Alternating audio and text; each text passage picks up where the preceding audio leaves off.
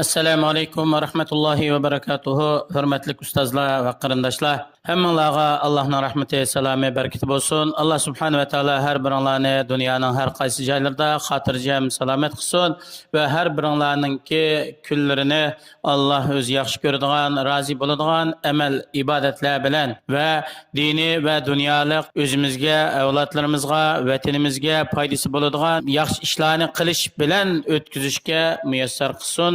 Amin. Bugungi tafsir darsimiz Baqara surasi 106-oyatdan 113-oyatgacha. A'udhu billahi minash shaytonir rojim. Bismillahir rohmanir rohim. Ma nansakh min ayatin aw nunsiha na'ti bi khayrin minha aw mithliha. Alam ta'lam anna Allaha ala kulli shay'in qadir. ألم تعلم أن الله له ملك السماوات والأرض وما لكم من دون الله من ولي ولا نصير. Yuqorida o'qilgan oyatlarning qisqacha tarjimasi. Alloh subhanahu va taolo shuni bayon qilib berdiki, jazman Alloh subhanahu va taolo Qur'oni Karimdan bir oyatning hukmini yoki bir oyatningki teksti labzini ko'tarsa, buni insonlarga unutildirdi. Alloh subhanahu va taolo u oyatning o'rniga uningdanmi manfaatli bo'lgan yoki shuningga o'xshaydigan bir oyatni darhol bo'lsin yoki keyin bo'lsin shu oyatdan birini keltirdi. Shu Allohningki ilmi va hikmatiga muvofiq bo'ladi. Allohning payg'ambari Allohning hamma narsaga qodir ekanligi, xohlaganini qiladiganligi va nimani maqsad qilsa shu bo'yicha hukm qilganligini sen nayt yaxshi bilasan. Allohning payg'ambari Alloh subhanahu va taoloning osmon zaminninki egisi, padişahı ekanligi, o'zi xohlagan bo'yicha hukm qiladiganligi, bandalarni xohlagan ishga buyuradiganligi va xohlagan ishlardan cheklaydiganligi va Alloh o'zi yo'l qo'ygan shariatdan xohlagan hukmni bekitadiganligi va xohlagan hukmni amaldan qoldiradiganligini yaxshi bilasan. Sizlar uchun Allohdan boshqa sizlarning ishlaringizga ega bo'ladigan bir ega o'g'uchi yo'q. Sizlarga yetadigan bir ziyonni sizlardan mudofaa qiladigan, to'sib qoladigan bir yordam berguchim yo'q. Balki bu Alloh shu ishlarning hammaga o'zi igidorchilik qilguchidir. Ishlarning hammasiga Alloh o'zi qodirdir. أم تريدون أن تسألوا رسولكم كما سئل موسى من قبل ومن يتبدل الكفر بالإيمان فقد ضل سواء السبيل ود كثير من أهل الكتاب لو يردونكم من بعد إيمانكم كفارا حسدا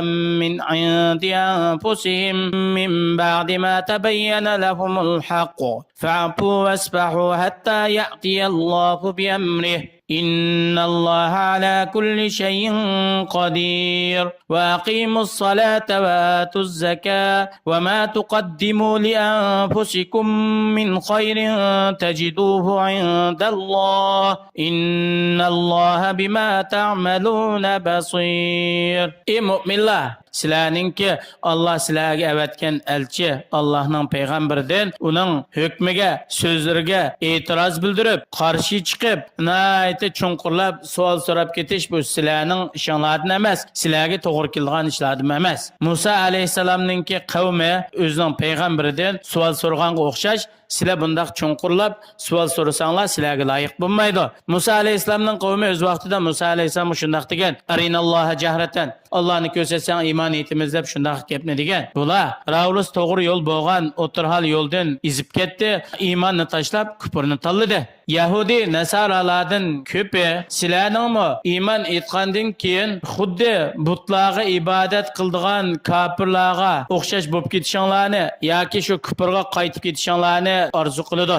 Ular buni qachon arzu qiladi desa, bu Yahudiylarga Alloh tarafdan payg'ambar apkagan haqiqat oshkor bo'lgandan keyin bir hasadxo'rlikning sababidan, chidamaslikning sababidan sizlarning o'zlariga o'xshash kofir bo'lishni arzu qiladi.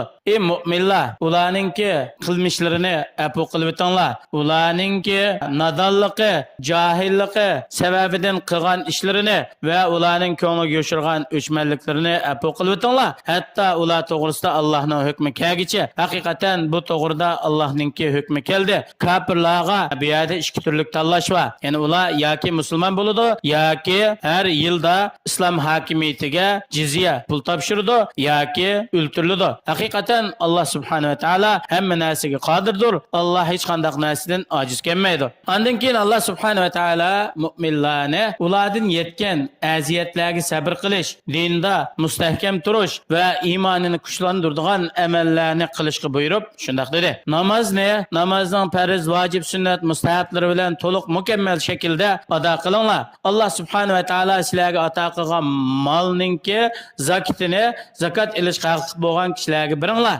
Sizlar hayoti dunyoda har qancha yaxshi amalni qilsanglar, sizlar o'lib ketishdan ilgari qilgan amallaringlarning hammasi o'zinglar uchun saqlanadi. Sizlar qiyomat kuni shu qilgan amallaringlarningki ajr savobini Allohning huzurida topsizlar. Alloh subhanahu va taolo sizlarni shu qilgan amallaringlarga yarasha jazo mukofotlaydi.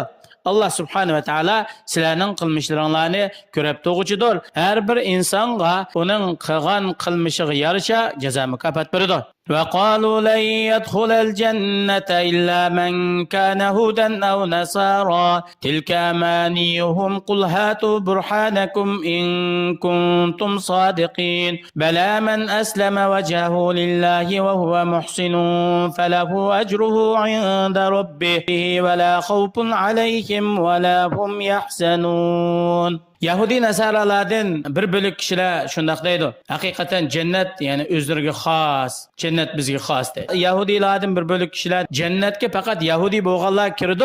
Yahudi boğanlar cennet kiremeydi. Hristiyanlar cennetke fakat Hristiyan boğanlar kirdi. Başkalar kiremeydi deydi. Bu ularninki buzuk yani emelge aşmaydigan ham xiyal batıl arzu armanlardan ibarettir. Allah'ın peygamberi ularga rad qaytirib, ularga javob berib shundoq deganki, agar sizlar bu da'voyinglarda jannatga faqat Yahudi kirdi yoki Hristiyan kirdi degan da'voyinglarda rostchil bo'lsanglar, bu so'zinglarga bir dalil, isbot, hujjat keltiringlar. Haqiqatan jannatlik degan Alloh uchun dinni xolis qilgan, haqiqiy chin qalbidan iymon etgan, bütün vücudu bilan Allohning tarafiga yuzlangan, Alloh qildigan ibodatlarni go'zal shaklda ado qilgan, Allohning payg'ambari olib kelgan haqiqatga ergashgan kishi u qaysi toifadan bo'lsin, mayli Yahudi bo'lsin, Hristiyan bo'lsin yoki payg'ambar alayhisolamning ummatidan bo'lsin, yuqori sifatga ega bo'lgan kishi jannatga kiradi. Bu odam uchun qilgan amallarininki savobi Allohning huzurida hasilab ko'paytiriladi. Ularga oxiratda duch keladigan ishlardan ansirash bo'lmaydi. Shundaqla ularga dunyoda qo'yib qo'ygan narsalarga qayg'urish bo'lmaydi. Bu sifatlar hamda payg'ambarimiz sallallohu alayhi vasallam payg'ambar qilib avatilgandan keyin faqat haqiqiy mu'min musulmonlarda amaliyleşadigan sifat. Boshqalarda bunday sifat topilmaydi.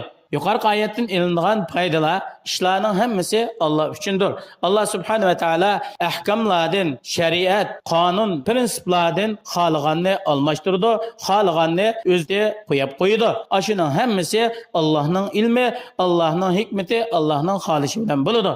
Ahli kitoblardan payg'ambarimiz Muhammad sallallohu alayhi va sallamning ummatiga bo'lgan hasad intayin ko'p. Chunki Alloh subhanahu va taolo bu ummatni o'ziga ishonish, payg'ambarga ergashishdan iborat xususiyatlarga ega qilganlikdan. Boshqalar, mayli ahli kitobdan bo'lgan kofirlar bo'lsin yoki boshqalar bo'lsin, bular Muhammad alayhisolamning ummatininki ilgirki holatidagidek Muhammad alayhisalom payg'ambar qilib avatilishdan ilgirki jahiliyat davriga, kufrlik holatiga qaytib ketishni bak orzu qiladi. Nima uchun? Bular oxiratda Allohning azobiga uchrasa ekan, bular oxiratda biz azobga duchor bo'lganda bir ne'matga erishib ketmas ekan deb hasad qilganlikdan mushu ummatga Allohning xos qilgan ne'matlarining yo'q bo'lishini ular orzu qiladi. Alloh subhanahu va taolo hammanglarni haqqa ergashadigan, haqda mustahkam turadigan, haq uchun barlig'imizni ato qiladigan haqiqiy fidokor, taqvodor mu'minlarning qatoridan qilsin. Vassalomu alaykum va rahmatullohi va barakatuh.